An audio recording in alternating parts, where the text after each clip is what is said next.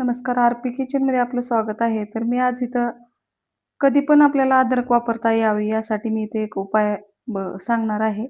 तर यासाठी इथं अद्रक घेतलेली आहे, खिसून घ्यायची. अद्रक सुरुवातीला धुवून घेतलेली आहे.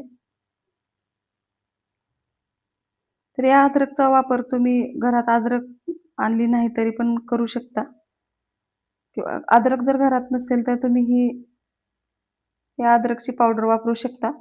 तुम्हाला माझा व्हिडिओ थोडा जरी आवडला असेल तर प्लीज व्हिडिओला लाईक करा, चॅनलला सबस्क्राईब करा. सबस्क्राईब केल्यानंतर बेल आयकॉन प्रेस करायला विसरू नका. ऑलवर क्लिक करा म्हणजे माझ्या प्रत्येक व्हिडिओचे नोटिफिकेशन सगळ्यात आधी तुम्हाला येईल. हाईप या ऑप्शनवर क्लिक करून जे काही पॉईंट्स असतील ते द्यायला मात्र विसरू नका. तुमचे एक लाईक, एक सबस्क्राईब आणि या हाईपचे पॉईंट माझ्यासाठी खूप महत्त्वाचे आहेत. आणि छानशी कमेंट करा. चला रेसिपीकडे वळूया. आता इथे या पद्धतीने मी अद्रक खिसून घेतलेली आहे बघू शकता. तर याचे जे बारीक तुकडे राहिलेले आहेत ती जेवढे खिसतील एवढे खिसून घ्यायचेत आणि ही पण बाजूला वाळू घालायचे उन्हामध्ये. आता सध्या उन्हाळा आहे त्यामुळं लवकर एका दिवसातच अद्रक ही वाळून निघते. आता इथं सर्व अद्रक खिसून झालेले आहे बघू शकता. तर या पद्धतीने ताटामध्ये पांगवून उन्हात ठेवायची एक दिवसभर.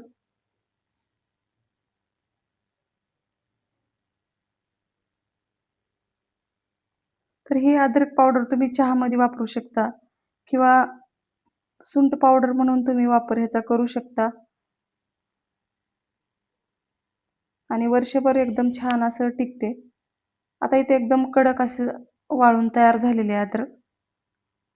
आता मिक्सरच्या भांड्यामध्ये टाकून एकदम बारीक पावडर बनवून घ्यायची.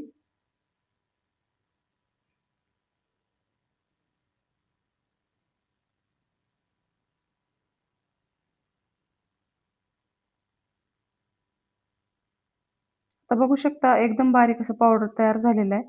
आता ह्याला चाळणीनं चाळून घ्यायचे. तिथं मी पुरण वाटणीच्या चाळणीनं चाळून घेणार आहे.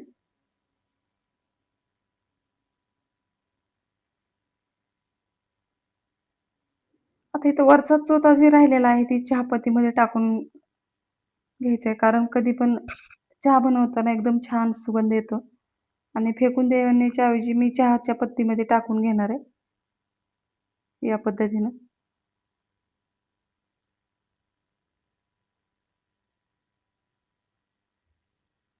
आता ही जी पावडर बनवलेली आहे ती एका डब्यामध्ये भरून ठेवायची.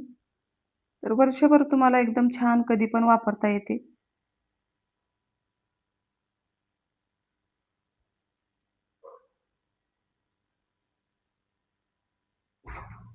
तुमच्याकडे जर काचेची भरणी असेल तर काचेच्या भरणीमध्ये ठेवलं तरी चालतंय. जास्त दिवस टिकते यासाठी.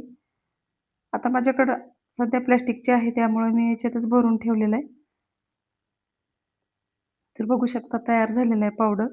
माझ्या चॅनलला सबस्क्राईब करा, लाईक करा, शेअर करा. व्हिडिओ बघितल्याबद्दल धन्यवाद.